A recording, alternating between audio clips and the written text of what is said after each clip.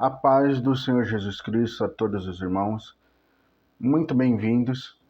Quero que essa mensagem impacte o seu coração e você aprenda um pouco sobre a Bíblia, o básico, sobre os textos bíblicos que Jesus nos deixou. E o tema os versículos que eu quero expor para vocês é 1 João, capítulo 4, versículos 20 e 21. O texto fala assim: se alguém diz, eu amo a Deus e aborrece a seu irmão, é mentiroso. Pois quem não ama seu irmão, ao qual viu, como pode amar a Deus a quem não viu? E dele temos esse mandamento, que quem ama a Deus, ame também seu irmão. Então, aqui o apóstolo João está falando sobre o amor, né? E dentro do amor tem várias explicações. Então, o livro de 1 João, capítulo 4, versículos 20 e 21, aborda temas importantes relacionados ao amor. Então, os relacionamentos interpessoais e a conexão desses aspectos com a fé. Então, ele está falando sobre o relacionamento, interpessoais entre as pessoas,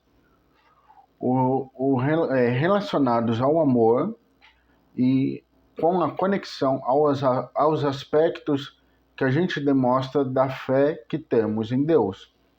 Então, na Bíblia, o termo amor pode ser encontrado em várias formas, e contextos. E sua definição pode variar dependendo do contexto que é usado.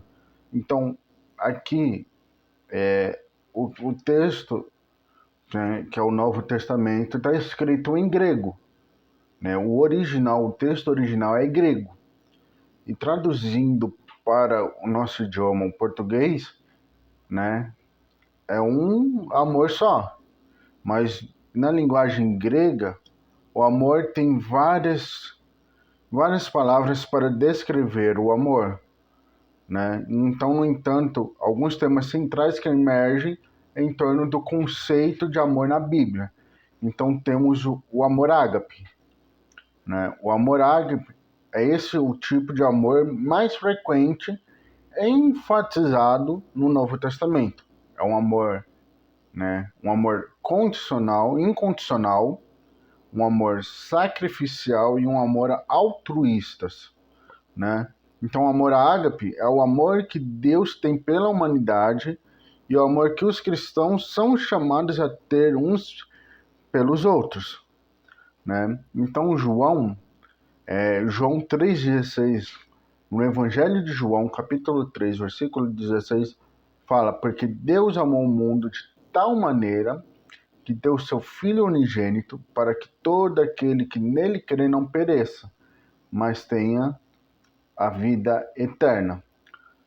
Nesse mesmo capítulo de 1 João, capítulo 4, o verso 9 e 10, fala assim, nisto se manifestou a caridade de Deus, ou o amor de Deus, para conosco, que Deus enviou seu Filho unigênito ao mundo para que por ele vivamos.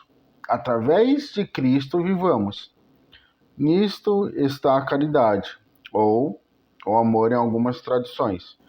Não em que nós tenhamos amado a Deus, mas em que Ele nos amou e enviou seu Filho para a propiciação pelos nossos pecados. Então aqui é um amor sacrificial de Jesus para conosco, Então é um amor sacrificial, o amor que nos amou primeiro, o amor de Deus conosco, um amor divino. Aí tem outro tipo de amor, o amor filia ou filéu. Esse é um amor fraternal de amizade, ao tipo de amor que existe entre amigos, colegas ou membros da família. É um amor baseado no companheirismo, lealdade e camaradagem. Provérbios 17:17 fala: o amigo ama em todos os momentos, é um irmão na adversidade. João, capítulo 15, versículo 13, fala: ninguém tem maior amor do que esse, de dar a alguém a sua vida pelos seus amigos. A gente também pode pegar um texto, né, de 1 Samuel, que fala sobre o amor de Davi, né, do rei Davi, com Jonathan, filho de Saul. Eles têm um amor filéu, né, para descrever esse amor, né? Aí tem um amor eros, embora menos comum na Bíblia em comparação com os anteriores, que é ágape e filia ou filéu. Eros refere-se a um amor romântico e sexual, o desejo entre o casal. Embora a Bíblia aborde a sexualidade de várias maneiras, o amor eros é frequentemente associada a um relacionamento íntimo entre marido e mulher dentro do contexto do casamento. Gênesis capítulo 2, versículo 24 fala: por isso deixa o homem pai e mãe e se une à sua mulher, tornando-se os dois uma só carne. 1 Coríntios capítulo 7, versículo de 3 a 5, Paulo fala: o marido pague à mulher o devido à benevolência e da mesma sorte a mulher ao marido. A mulher não tem poder sobre o seu próprio corpo, mas tem-no o marido. E também, da mesma maneira, o marido não tem poder sobre o seu próprio corpo, mas tem-no a mulher. Não vos priveis um ao outro, salvo também por mútuo consentimento, por algum tempo, para vos dedicardes à oração e depois vos ajuntardes outra vez, para que Satanás não vos tente pela vossa incontinência. Então você vê que os textos são ali, né? E tem um menos conhecido, né, que é o storge. Este é o amor natural, o amor familiar. Refere-se ao amor instintivo e incondicional que os pais têm por seus filhos e vice-versa, bem como o amor entre irmãos e outros membros da família. Então, esse é o menos comum do que os três anteriores, né? O versículo, aí eu quero entrar no texto em si, né? O versículo 20, esse versículo enfatiza a interconexão entre o amor a Deus e o amor ao próximo. O autor, tradicionalmente atribuído a João, né, argumenta que o amor genuíno por Deus se manifesta no amor pelos outros, né? Então o amor que a gente tem por Deus se manifesta através do nosso amor pelas pessoas. Então o amor a Deus está interligado ao amor que nós temos por aquele que nos persegue, por aqueles que estão no mesmo contexto social, né, no nosso bairro, os nossos vizinhos, aqueles que dividem o horário de expediente no nosso trabalho, nós que somos jovens, os estudos, mas a gente tem que amar essas pessoas como nós amamos Deus, né? Como nós amamos Deus. Se alguém afirma amar a Deus, mas demonstra ódio ou indiferença para com seus irmãos e irmãs na humanidade, essa afirmação é falsa. Para você ver que pega nisso.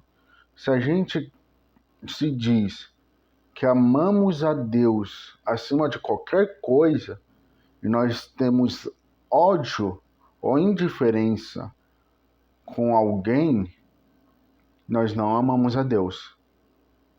Nós não amamos a Deus de fato, né? O amor de Deus e o amor ao próximo são inseparáveis na ética cristã. Então, elas são interligadas, o amor a Deus e o amor ao próximo. Elas não se separam, não se separam. A lógica por trás disso é que se alguém não pode amar aqueles que são tangíveis e visíveis, aquele que a gente vê como vocês me veem, né? Seus irmãos e irmãs na Terra, então é improvável que, se alguém realmente ama Deus, que é invisível, né? Então, como alguém pode dizer, eu amo a Deus, a quem eu não tenho contato nenhum visual, eu não vejo ele visível, né? Como a gente pode dizer que a gente ama esse Deus invisível e não ama o nosso próximo que a gente vê, que a gente aperta, que a gente apalpa? Impossível, né? Então, é isso que o autor está falando nesse versículo. No versículo 21, né, ele resume o ensinamento anterior, enfatizando a natureza imperativa do amor mútuo entre os seguidores de Cristo.